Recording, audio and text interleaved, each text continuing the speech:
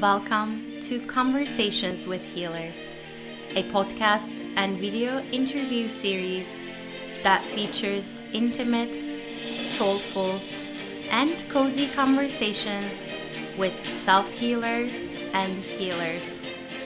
Healer to healer, we dive into all aspects of self-healing and healing and being and becoming a healer.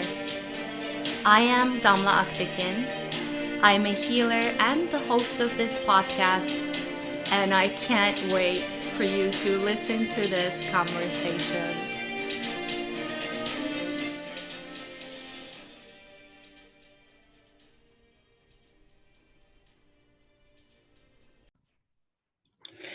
Hello everyone, this is Damla Aktekin with A Drop of Om. And I'm so excited today. I have Asha Frost with me, an Indigenous Medicine Woman, a healer, a mentor. I mean, you have so many facets that I want to dive into. But I first want to hear from your words how you describe what you do today. And then I want to perhaps after that dive a little bit into your healing journey, because you also talk a lot about how your journey with lupus sort of has become a graceful gift for you. So what do you do right now? How do you define what you do? And then how did you get here, basically? So right now, it's actually shifted really recently. I had been a homeopath, so I had a private practice for 15 years, and I did homeopathy and medicine work, kind of combined with in-person healings and then in-person healing circles, and just it was like that kind of practice, and I love doing that work. And then I just really was drawn to change it up. So I've just recently started an online membership, so a sacred circle that is online, delivering teachings and ceremonies in that way, more moving a little bit more online so I can reach a more of a global audience. But I still love to see people in person when I host circles. And now I'm really stepping into that medicine woman part that I think I was just kind of, it's been evolving to this point where now I just really can claim that's what I do as a seer, an intuitive being, and a healer, because I love to use my hands for healing and connecting to people, their whole being. So homeopathy connects to your mind, body, and spirit. So it's seeing you as a whole being. And that's sort of how my medicine work comes out as well, really going back to the spirit and healing the spirit and connecting to that part of us that maybe we've forgotten. So that is sort of the cornerstone of my work, is just coming back home to yourself. Mm-hmm. That's beautiful. So tell us about your healing journey, your self-healing. So it started, I was diagnosed at 17 with lupus, and back then I just didn't really know what that meant. And of course I was scared. I was actually terrified because at that time they didn't really know what it was. They didn't really know it was an autoimmune condition and how it worked. So the doctor said, this might be a shorter lifespan and you're going to have all these symptoms. And that was really scary. But at the time, I wasn't really super sick until I went to university. And then as soon as the stress built up, my body started really having a lot of flare-ups, and I didn't know where to turn. So I had gone on some medication, and they really didn't work for my body. I was too sensitive to it. I couldn't do the steroids and the other medication they prescribed me. So a friend's mother said, "Why don't you say naturopath?" And I was about 21 at the time. And that just kind of opened up my whole journey. I just was like, oh my goodness, this is what I've been needing. I've been needing to come back to what my ancestors knew, what was in my blood, that the earth could heal me ultimately. But I'd forgotten because there was so much trauma from my grandparents being in residential school. So there was a forgotten energy of what medicines could really help me to heal. So at that point, it just kind of bursted me open. And then I just kind of sought out anybody and everybody who could help me heal my body and my spirit. And it truly has been, I think I've learned the most on my healing journey from healing my own self first and foremost, not from the courses I've taken, other certificates, just moving through my own wounding and trauma and pain and suffering. There's just been these beautiful wisdom healing gifts from that journey. And yeah, it started way back then, and it's just sort of evolved since then and rooted down into me. So now when somebody sits in front of me and they tell me their story of suffering, I feel like I really can understand. And I've moved through a lot of those cycles myself. So I tend to help a lot of people who have a lot of trauma, a lot of emotional stuff going on, and just need that space held for them. Mm-hmm. That's what I've been through. So that's sort of where it started. And it just continues. As you know, we're just always learning. Yeah, always evolving and learning. I want to come back to something that you talk about a lot is finding your unique medicine. So how did you find, or what was that journey for you, finding your unique medicine, your unique soul essence and voice? Yes. I think I really, really was very sensitive as a child, like really sensitive. I couldn't even, stay in kindergarten. I had to drop out because the world was too much for me. And over the years, I realized that sensitivity or that empathic energy actually was my medicine. I could feel things very deeply. I could feel in my body what was going on in other people's bodies. And I just knew kind of how to hold the space from that place. So I would just, when I started my homeopathy practice, sit there and people would just kind of start to cry in front of me, and I wouldn't even have to say anything. It was just my presence. So along the way, I would learn that just by being me, that there was some sort of essence that radiated from me that seemed to help people in their healing process. I wasn't doing anything. I was just being and holding that space. So I started to really really uncover those parts and pieces that seemed to be just part of who I naturally was. And then I would see it in other people. I would go and they'd sit in front of me and I would be able to see their particular essence or what their particular gift was. And it would just shine so bright to me despite what they'd been through, despite what they were telling me with their stories. It would come back to that divine spark that we all are. Mm-hmm. So it was just, I started doing that work of helping you to remember, come back to that, because our stories are so important. I never want to say they're not, but when we get so caught up in that energy, we forget those parts that we were before the wounding happened. Yeah. So that's where a lot of my work took me back to that place of that remembering. And I think, I don't know if I ever really uncovered it and said, oh, today is the day I found my medicine. It was just really practicing sitting in sacred space with people. And then it would just kind of just grow. It kind of just bloomed from there. I love that. What I'm hearing from you is, yes, maybe it was not like an instant light bulb moment, but there seems to have been a lot of listening and tuning in along the way. And the other thing I love about this is that we are already medicine, right? For ourselves and for so many people around us, even without doing anything, without taking that certification, going into that training, you already are medicine. And I feel like our listeners, I want them to hear that. I want to ask you about, so you at a very young age were faced with this physical challenge, which it seems to me you very quickly made the connection that your level of stress or overwhelm played into this. Was there a journey or a part around going beyond the physical healing? Like, I know you mentioned a naturopath, perhaps tending to the body in gentle ways with the nourishment and the herbs, but what was the soul journey in that?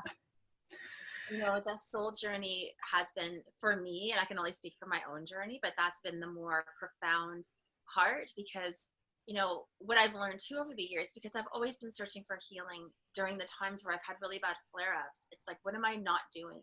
So I would go and do the green juice feasts, and I would do smoothies, and I would take all the supplements, and I would have cupboards full of supplements for my physical body.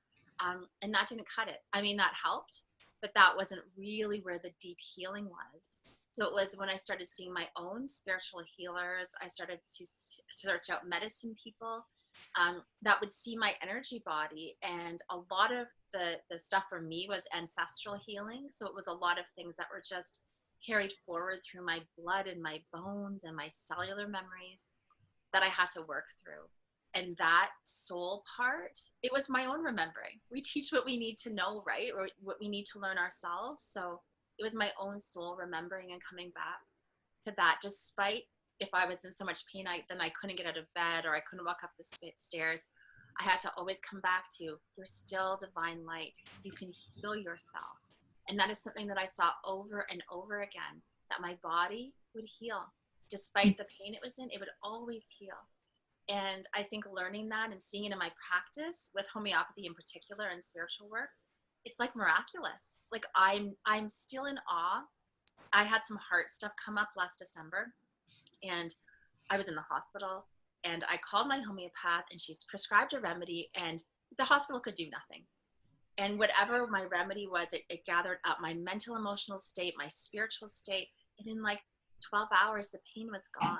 And I'm still in awe of that. Like, even though I know it, I've been doing this for 15 years and I've been taking remedies for, 25, it still leaves me like this is a miracle. Our bodies are miraculous. So the soul part for me has been the biggest journey, the biggest learning. And I just feel like it's just every day I have these healing opportunities to evolve more and to see how I can really look at my healing journey. It's everything. And I Yeah. don't know if I'll ever be cured. I don't know if I'll ever, people are like, well, is the lupus gone? And I don't tend to go to the doctors to get that stuff checked out, but I know that I've healed. I might not be cured, but I've healed so much. Yeah, and depends on how you define healing too, right? For me, healing is being okay with all that you are, your past, present, future, and all the little pieces that are here and now. But I want to bring back one other thing that you talk about, or that I hear you talk about, is which is in line with what you're just describing. You say all healing is possible. And to me, that's a beautiful message. So whether that's physical, whether there's a soul piece, whether there's an energetic or an ancestral piece, all healing is possible. I feel like that's another thing that our listeners need to hear. And to me, your journey speaks to that too. Yeah. Quite well.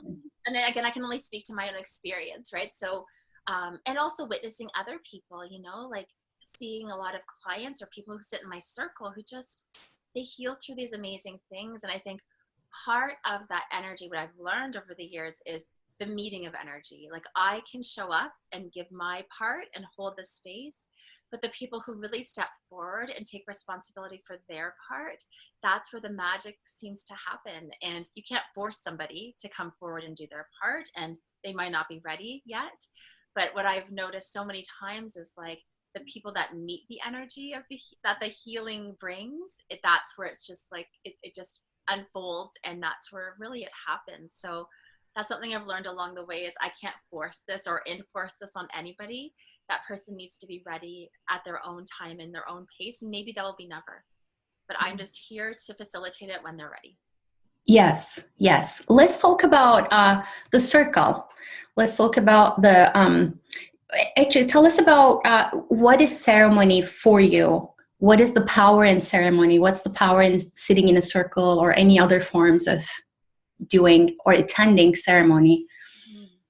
So I like to say that we're in ceremony, every day, every second of the day, if we choose to be.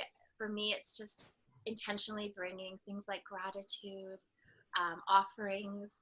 So, I think sometimes we think we have to set up this huge, big event, to be in ceremony. And I like to really bring it back to like the simple and say, maybe today it's just singing a song to the earth and saying thank you, or it's putting a crystal down, or it's in the shower, washing ourselves and just like being grateful that we even have water and that we're cleansing our souls in that way. So to me, ceremony can be simple like that, or it can be something that, when I do hold a circle and facilitate a circle, it can be calling that in and calling in the most profound thing for me is that when people show up in ceremony, if I do a circle in particular, their ancestors and guides begin to speak to me like days before.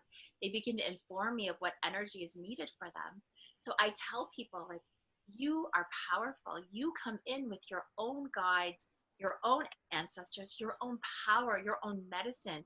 And that's what lights me up, because it's like 30 women sitting there with their own medicines, pulsing that in that circle and seeing that oneness. So in our teachings, the circle is for sitting all equal. There's no guru, there's no person that's higher than. We are all carrying similar wounding because that resonance is there, and similar healing and medicine. So we can look at each other and say, I love the energy of that woman. Oh, that's in me too. So that's, for me, circle medicine is so profound because it has that we are more alike than we are different energy, and we are not alone.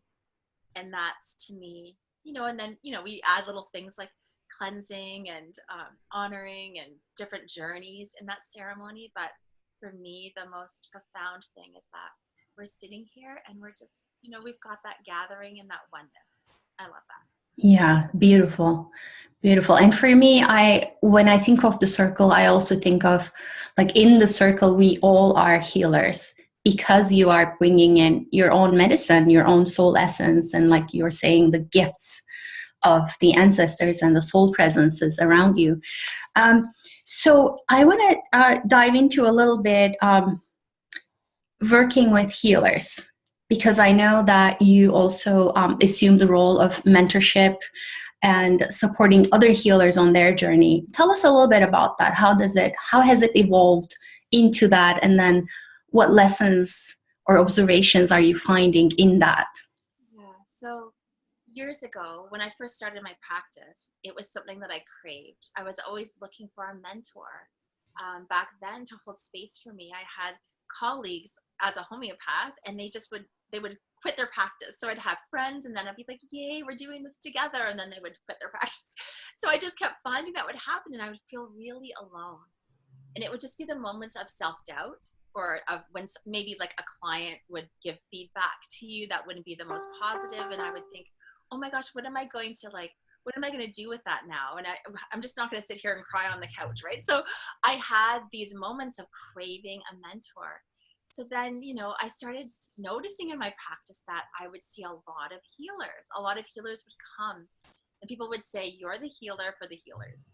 And, I was like, okay, that's interesting. I didn't really know that or observe that, but people would come, and I just kept getting, Spirit kept saying, it's time to hold a circle for the healers. It's time to hold a circle for the people who are wanting to rise up into the medicine.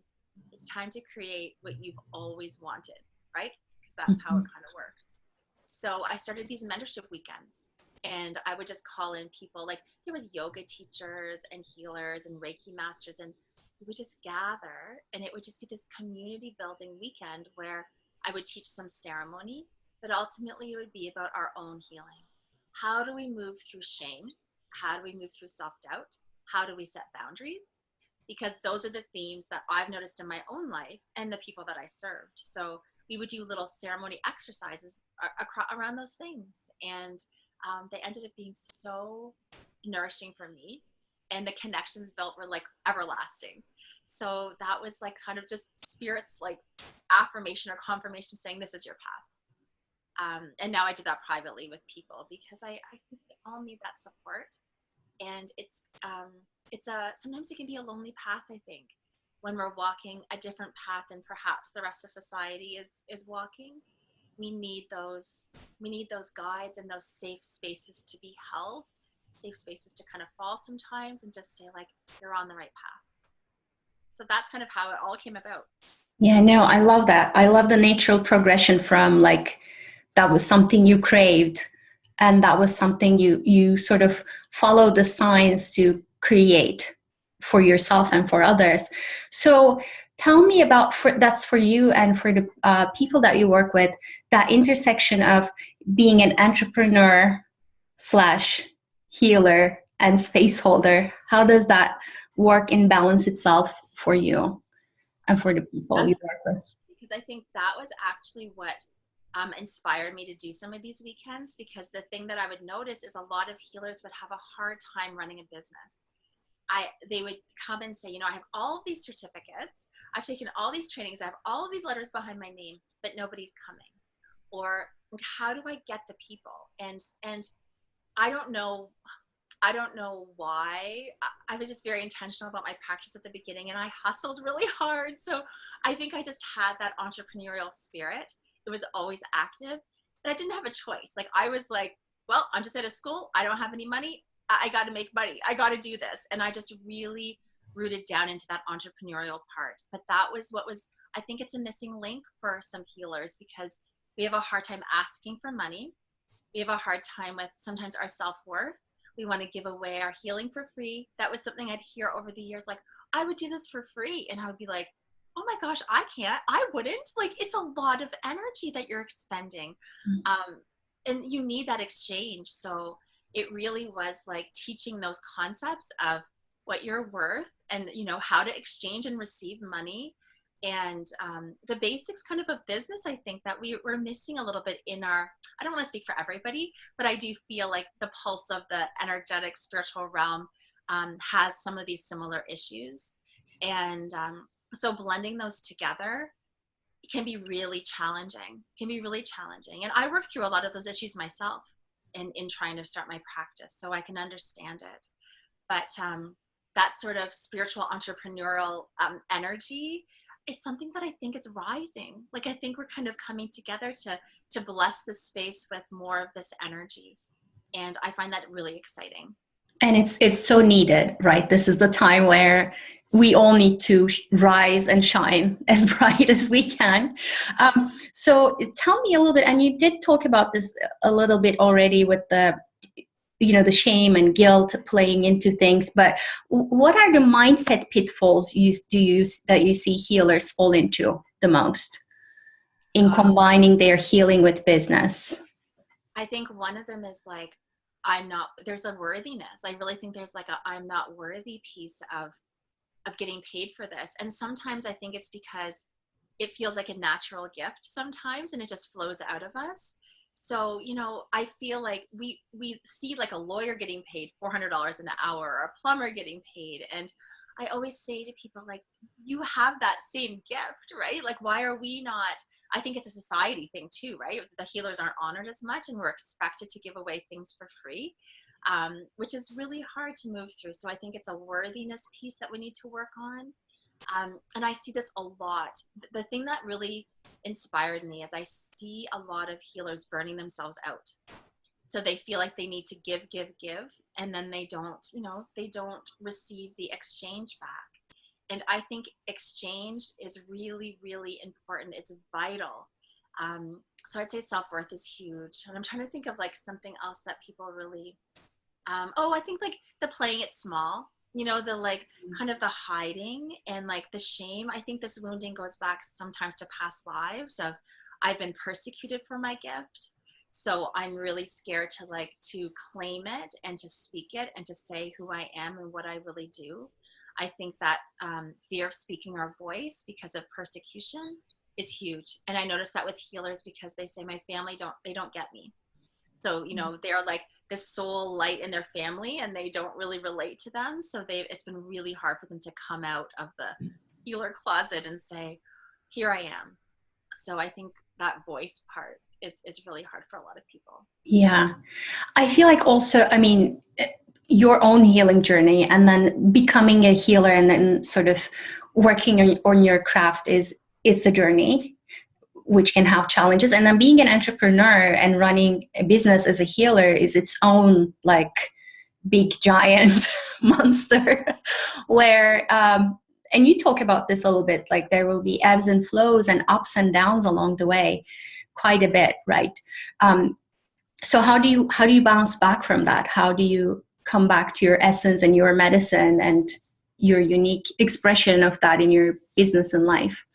Yes, this is such a great question. I think, the ebbs and flows, I think being a spiritual entrepreneur is like, we've chosen this path because we're meant to delve into trust. Like, we're truly meant to learn that surrender piece. But it can be really challenging, or if you're really working with your heart and soul on something and then it just flops, or you don't sell any spots, or all of that stuff. That's also why I created mentorship, because I don't find a lot of people talk about this. Like, what happens when you work and put your whole heart and soul into something and then nothing comes from it? Then what? What's the lesson there? And who can hold you during that time? Which is really, I think those things are so important to talk about. I don't find there's a lot of people talking about it. And moving through how we perceive failure. And it is, the ebbs and flows. When I was in practice, it would be like I'd have a really busy week for a couple of weeks, and then I'd have nothing. And sitting in that nothingness, instead of resting, which I should have done, it took me years to learn, oh, this is a gift. I'm actually supposed to rest and restore myself right now. But I would panic. I would go into anxiety. Oh, yeah. It's falling apart. Oh my God, I don't have any money. Like, that took a lot of years to finally just be like, it's okay. This is a cycle. So trusting the cycles of flow, which I think, especially as spiritual beings, we know them. The moon does it, Yeah, so yeah. trust it when it happens in our business. It's like so scary for us. So I think in particular, spiritual entrepreneurs, we're here to learn that trust and that surrender, that everything is still, the magic that is working behind the scenes is still happening. And we can lean into that a little bit, but it's hard. I'm not saying I'm there yet. I want to say probably that's the hardest part, to not go into panic mode and to say, okay, let me take a breath. Let me, refeel this, rethink this, and then come back to the table. And then, okay, the other piece I want to, which I love the way you put that, is trusting the cycle, trusting the journey. And I feel like the journey of being a healer, or even self-healing, teaches you that, like, over and over. You get a lot of opportunities to practice that. That's the beauty of it. So you also talk about there is no competition. Tell me about that. Okay. That's another mindset, I think, thing that we see. So I think that, and again, I'm not perfect at this. I'll be the first one to admit that sometimes I get triggered and feel like I'm not enough, or I look at somebody who's really rising and think, oh gosh, I want to be there, right? I want to be there. But truly we sometimes forget, we think, oh, there's only this like small group of people that we're exposing our medicine to, but there's so many people for all of us. There is truly an abundance for us to reach people. And I always tell people, like, think about when you really love somebody's work. You can love somebody's work and love somebody else's work equally as much. There's not like a lack of your love for their work. So it's the same on the other end. They can love you and somebody else's work equally as much. And I just think there's an abundance of that around. But we can forget, because I feel like it's our society that pushes us into that, like, kind of more of a masculine, like drive, competitive. There's not enough, that scarcity mentality. So I think that's a lesson we have to learn too, is just to trust the people who are meant to find you will find you. You cannot miss your destiny. I just feel like if it's not your boat, it's somebody else's, right? And it's just like, if we can stay open to that, the people that are meant to find me will find me, and radiate that energy out. I mean, we're not going to be perfect all the time, but I think that really is one of our paths to healing. Yeah, and still take action, right? Like, it doesn't mean that you're going to sit and you'll be like, oh, whatever's going to come to me. No. You still would put the work in, but it becomes this practice where you go from panic to trust, right? That's such a good point, and that's another mindset pitfall I find when I'm mentoring healers, because I think in our communities, there's a lot of like, just surrender, the universe is taking care of us. So we can forget about the action piece. And that's the part of the entrepreneurial part, I think, that we need, that building resilience through the panic and trust. We need to keep going. And I think a lot of people forget about that, and they just think, oh, I just really guided to rest right now. Yes, rest is good. And you can't be resting all the time, because nothing's going to happen. So you got to take that inspired action when you're guided. And then, rest, when you feel like. I'm going to repeat. So this is something that another healer told me, is that she said, you cannot steer a horse that's not moving. You got to keep the horse moving. Right. So true. Yeah. That's so true. And I think because I do notice, people would come to me and say, I would just love to do what you do. It just looks so amazing. Like, you just put your hands on people all day. You must feel so joyful all the time. They didn't see those times where I was sobbing on the couch, or, the times where I'm panicking that I'm not making any money, the times where I felt rejected. Like, I think that people have this sort of, I don't know, like, it's such a miracle to be a healer kind of view, and it is. And there's the other stuff too that we don't see the behind the scenes. Thank you so much for sharing that, because I can attest to that too. It's not all sunshine and rainbows and crystals all the time. But I see, like, when I look at you, I see, like, you're a very radiant person, and decidedly so, right? I can see and feel you putting a lot of effort and loving care into keeping this up, because otherwise you can't help other people. Yes. That's so true. And I think I think I love this conversation, because I feel we need to have more honest conversations like this in our healing communities, of really like what it takes to hold space in this way. That's another thing, like holding space, whether it's online or in person, takes a lot of energetic investment. And that's why I think sometimes people can forget, like, that's why you need an energetic exchange, because you will burn yourself out if there's no exchange. When you're holding space for 30 people, or you're even online and you're holding space for a group, people don't realize how much that can take from you. And that's why your self-care and your boundaries are essential. Yes. And it takes a while to get there, to be in a position to hold space, right? There's a lot of investment and training and blood and tears happening as you get to that point. I want to come back to, with regards to the competition, I think to what we were talking about before, which is that we all have the unique medicine, right? So as healers, it comes into play in competition where, like, my medicine is different than yours, and some people might be gravitated towards you and another people towards me. So I find, and then that may change over time, I find that beautiful, which brings me to tell us about your, please, about your Indigenous name, which I feel speaks to this. So my grandfather gifted me my name, and it's Nadwe Nagliabkwe, which is Healing Rainbow Woman. And it's interesting, I've only recently really felt the reason why it's rainbow. Like, I think I've just really felt it's been a hard journey for me, because traditionally we are not meant to share our teachings with anybody other than it's very contained within our own culture. And I have had a primarily white audience since the beginning when I started doing circles. And those are the people that have been reverent with my teachings. They have held them as sacred. But people don't like that. Like, people of my own community don't like that I'm sharing any of this with people other than Indigenous people.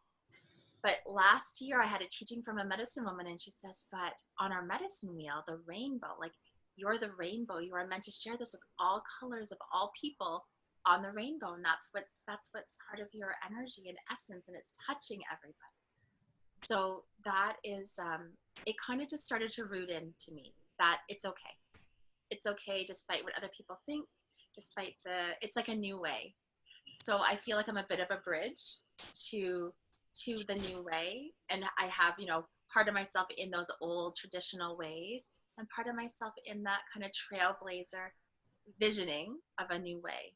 And yeah, so that's sort of how I see my name playing. That's so beautiful. What you're describing is it takes a lot of bravery and courage to do something like that, right? To say, you know what, despite what has been the tradition, like, this is my medicine, this is the way I want to embody it and share it with the world. So I salute you for that. Thank you. And that's when I talk about being a lonely path and needing mentorship. I think we need other people who are blazing that trail, right? And sometimes as healers, it's hard to find those people in community. So gathering community of healers like you're doing here is just such a beautiful, it's so necessary. Mm-hmm.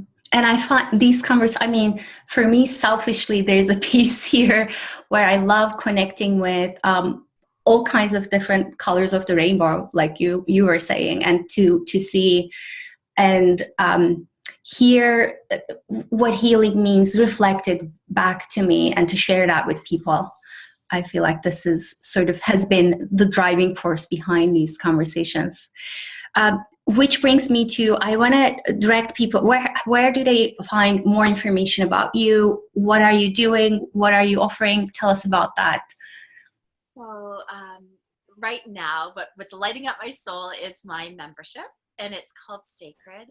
And it was birthed from a couple of years of me really thinking, how can I had like a online community on Facebook, and it's grown. It just kind of, I don't even know how it grew. It just grew. It just intentionally grew to this beautiful space where I would just show up and share and hold space. And then I thought, how can I translate this into like more of an offering where I'm a little bit more invested energetically? And that's where Sacred was birthed from. And it's a space for people to gather. We have moon ceremonies every month. We have intuitive guidance. We have like this, an interview, like a beautiful like medicine woman interview, they're called. And it's a place for people to show up and shine in their medicines and to heal through the stuff that prevents us from doing that. So I offer teachings in that way and mentorship for basically for healers and spiritual beings. So that is really the place that I love to be right now. And yeah, so that's called Sacred. And then my website's ashafrost.com, and that has my other offerings because things always evolve. Yes, and I also want to say you generously are offering 50% off of your native healing meditations, and I'm going to include a link to that. And I just want to say this has been such a treat, Asha. Thank you so much. I'm truly grateful for your time and for your presence, for sharing your gifts, for whichever way you share. Even I feel like we sometimes forget that we can be medicine without doing, right? Just by being. I feel like that's been sort of the theme of this interview in a way. So thank you so much. Thank you for having me. I'm so, so grateful. Yes. And I just want to say to all the listeners, thank you so much for joining us and staying all through the end. I always ask at the end, if this feels authentic to you, if you feel this has touched you in some way or inspired you, or you felt that you were hearing kindred spirits, please share this conversation. You can just tell it to a friend. You can share it on Facebook, Instagram, however, whatever way feels authentic to you. We appreciate you sharing. Thank you so, so much. Thank you, Asha.